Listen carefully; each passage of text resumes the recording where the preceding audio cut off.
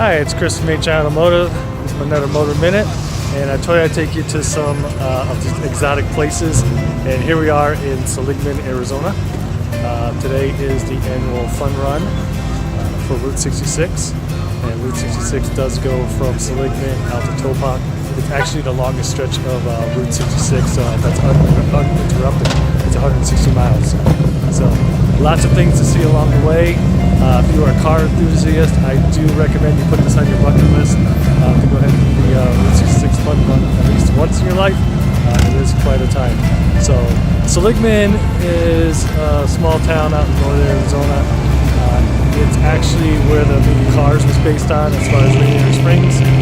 So it's a real cool town. Very eclectic stuff here. A lot of history. A lot of music. So anyhow, come see Seligman, come see Route 66, and I guarantee you'll have a good time. So thanks for joining me.